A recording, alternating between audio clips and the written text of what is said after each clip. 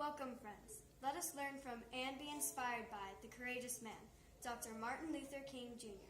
As we honor him today, let us also learn from our past and make changes for our future. Dr. King famously said, "There comes a time when we must take position that is neither safe, nor politic, nor popular, but we must take it because his conscience tells him it is right."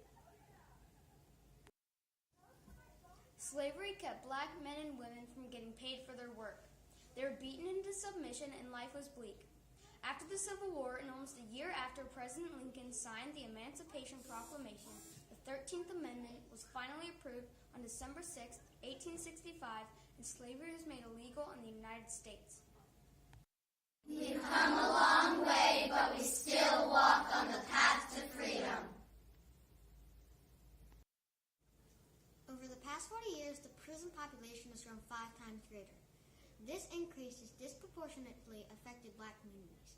Black men are in prison at 6 times the rate of white men. In 2003, it was estimated that black men have a 1 in 3 chance of going to federal or state prison in their lifetime. 1 in 3. King once said, "An injustice anywhere is a threat to justice everywhere." September 1960, Ruby Bridges walked into an all-white school to begin the efforts towards desegregation in public schools in New Orleans. Her school had since become segregated to a 100% minority student body, and it shut down in 2008 and reopened in 2013 as a charter school. 82% of its students are black and 10% are white. Dr. King once said, "People fail to get along because they fear each other. People fear each other because they don't know each other. People don't know each other because they have not communicated with each other." In Alameda, California, there is a school named Ruby Bridges Elementary Public School. The student body is 22% Asian, 21% black, 20% white, 19% Hispanic, and 18% mixed or other races. We've come a long way, but we still walk on the path to freedom. Voting rights history. Blacks attempting to vote were often told by election officials that they had gotten the time, date, or polling place wrong, that they possessed insufficient literacy skills or filled out application incorrectly. Blacks, whose population suffered a high rate of illiteracy due to centuries of oppression and poverty, they were often forced to take literacy tests or recite parts of the Constitution, which they inevitably failed and which most whites would fail if asked to do the same.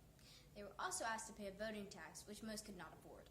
Dr. King once said, We must come to see that the end that we seek is a society at peace with itself, a society that can live with its conscience. In 1965, people knew they needed to make a change, and peaceful protesters stood up against this devious form of oppression. They planned to march 54 miles from Selma, Alabama to the state capital, Montgomery. These protesters were violently attacked while standing up for fair and equal voting. These acts are seen on TVs across the nation and have since been known as Bloody Sunday. On March 21st, with courage and conviction, 8,000 peaceful protesters returned to the demonstration from Selma to Montgomery.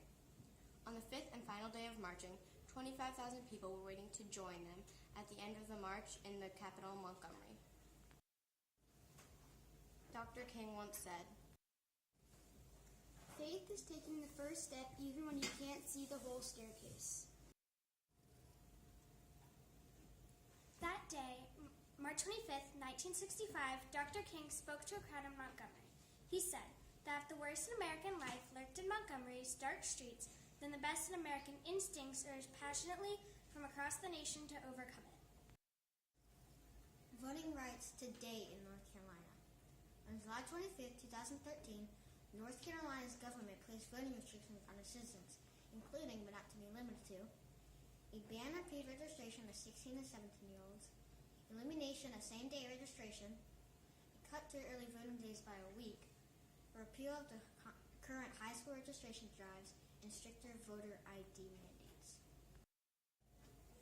Moral Mondays, a series of ongoing peaceful protests in Raleigh that take place every Monday since April 29, 2013. These protests continue to take place to stand up for a variety of injustices that are still a problem today. We've come a long way, but we still walk on the path to freedom.